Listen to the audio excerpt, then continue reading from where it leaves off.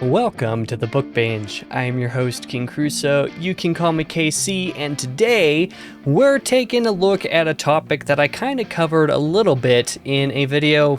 I don't know, it was a few months ago at this point. Was it late last year? I really don't remember the timing of anything at all at this point, but I did do a video talking about books that I loved that I would never consider rereading for one reason or another. If you want to check that video out, I'll put it in the iCard over there.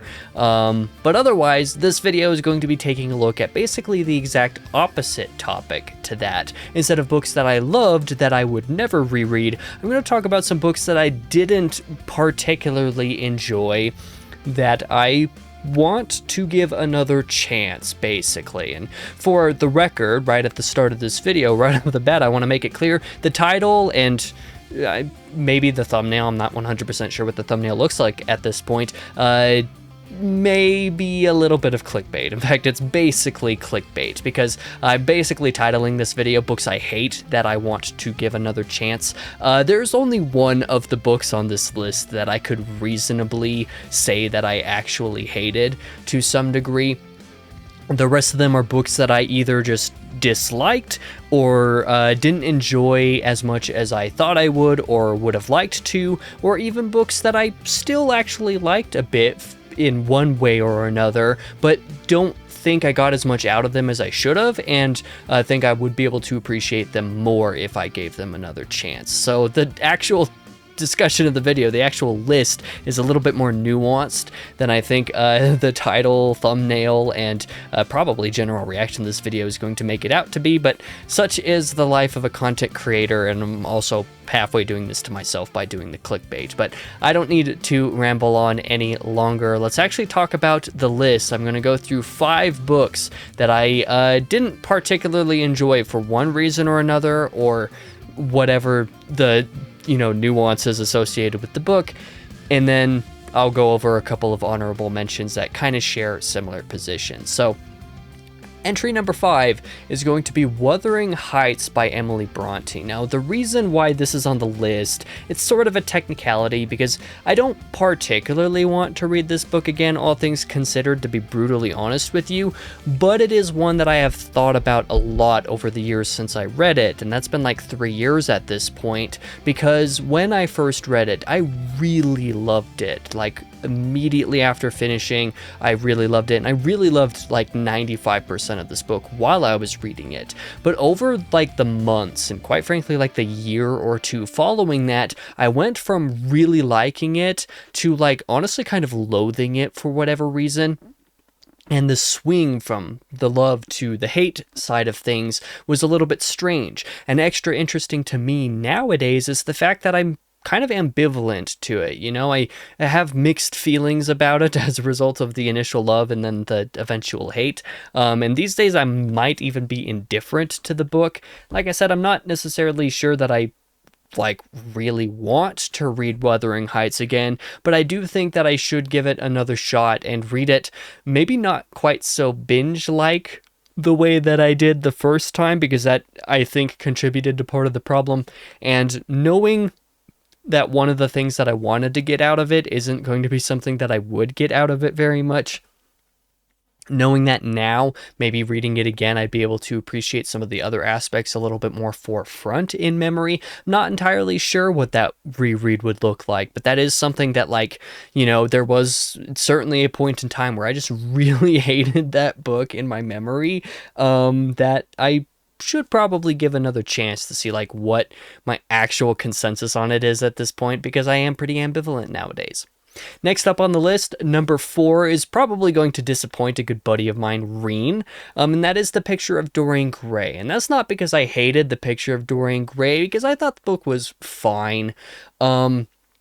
But the real reason why this is being included in the list is because I wasn't really in a state of mind where I should have been reading this, Back when I read it, again, this is approaching 3 years at this point, I had just gotten my wisdom teeth taken out, and I was still really doped up and exhausted and, not eating very much, because there wasn't very much I could eat, of course, and had a lot of headaches and whatnot on account of the wisdom teeth being removed. It wasn't like a particularly miserable experience, but I can definitely say I was, relatively speaking, a little bit less sober than I normally am when reading books, and The Picture of Dorian Gray probably wasn't the best book to be reading in that state. You know, I read the Red Pyramid by Rick Riordan, the first Kane Chronicles book, in the same time period, and really enjoyed that. But that's like a middle grade YA book and really easy to just kind of enjoy, brain turn off type of way. Something like this isn't quite the same type of reading experience. And so my memory of this book has, ever since I read it, and I kind of knew this when I read it at the time, was like, I feel like I didn't get as much out of this as I should have or could have.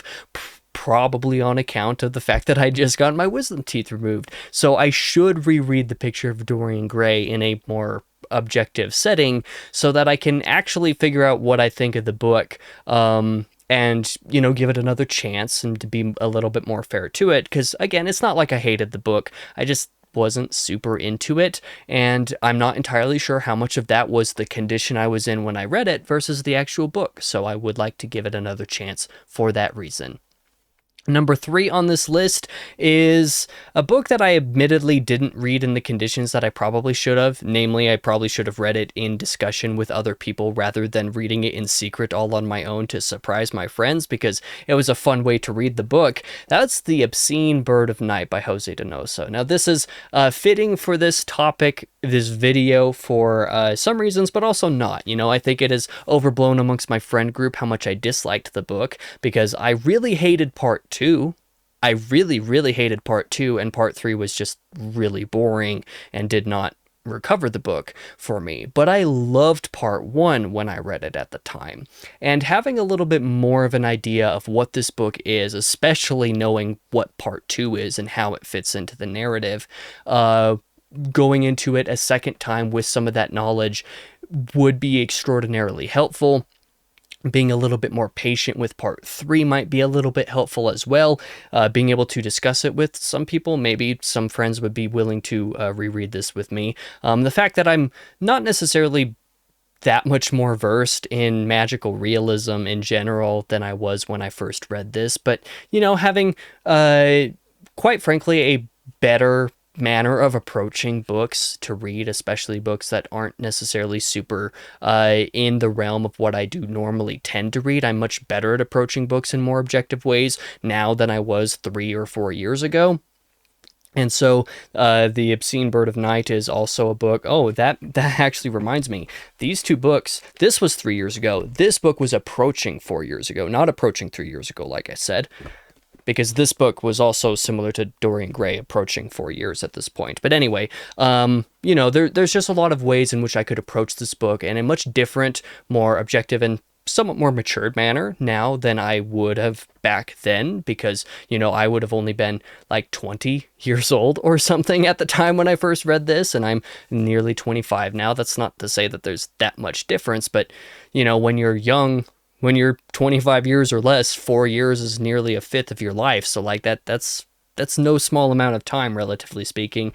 I do want to give this another shot at some point, because I really loved part 1. And like I said, knowing how parts 2 and 3 go a little bit more now might help me to read the book in a fundamentally different way than I did the first time, which wound up being just frustrated with part 2 primarily, and then bored by part 3. And I don't think I would be as frustrated or bored by the book if I read it again. So that is something that I have considered for sure.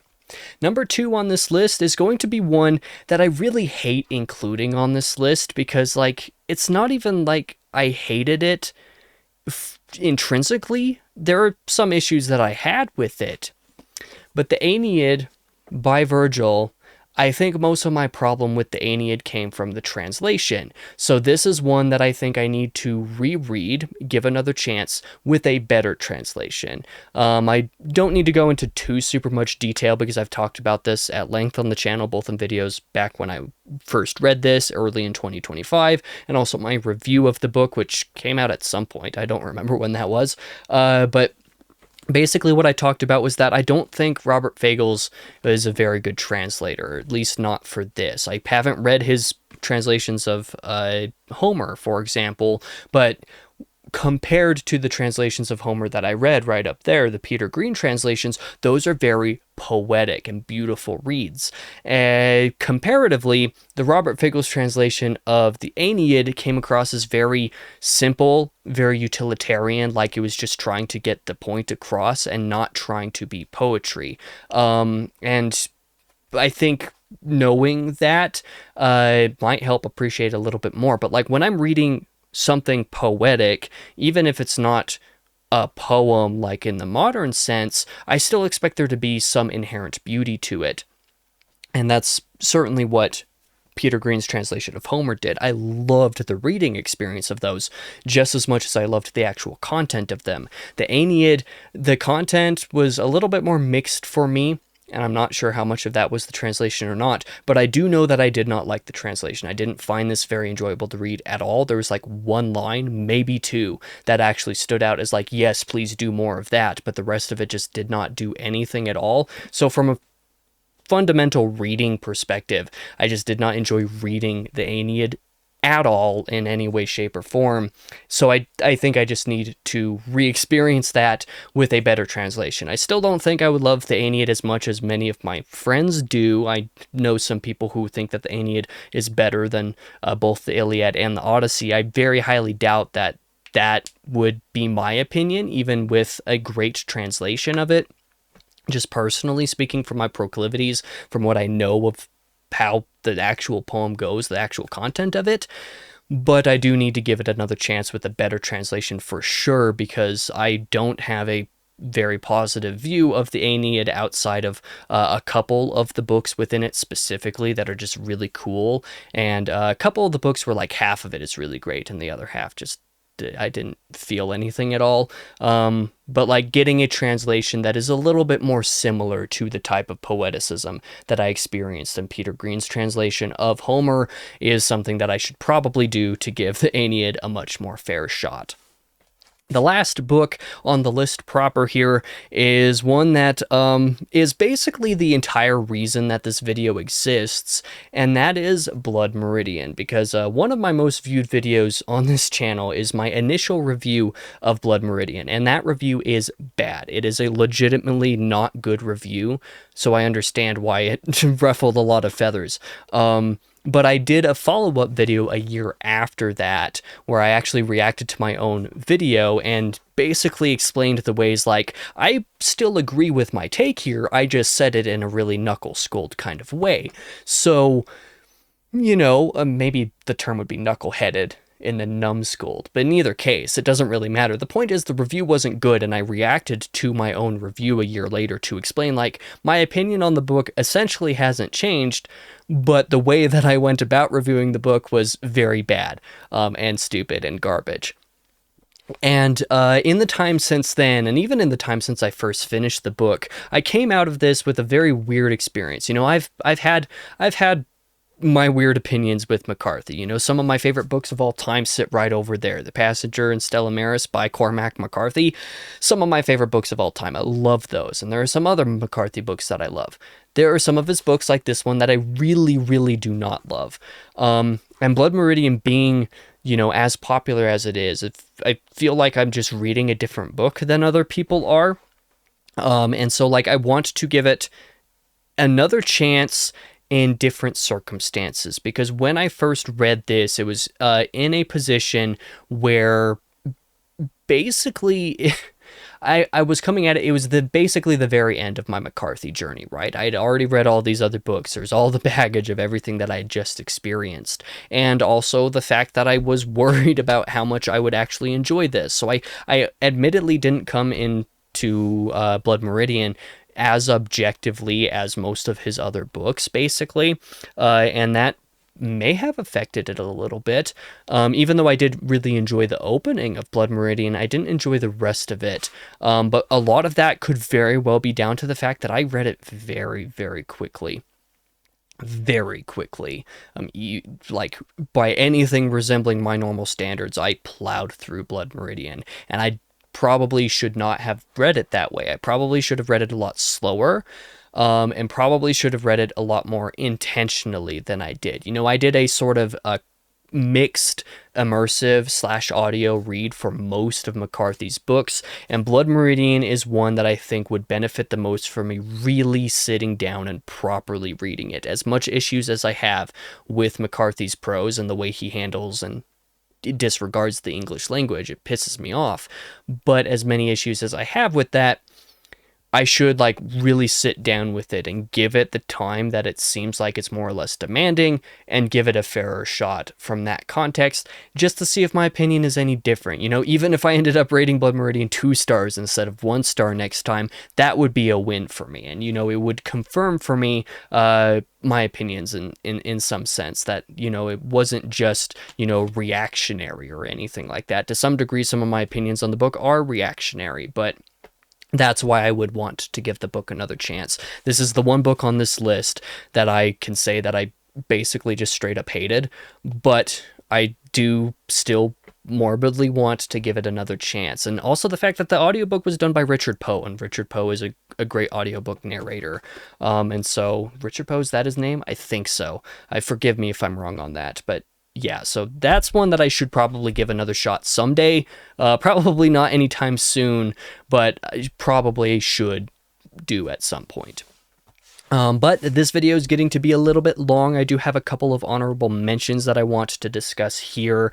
One of these is not a book that I actually hated. In fact, I quite enjoyed The Master and Margarita, but there were definitely points in which I struggled with it most likely on account of the P&V translation in here.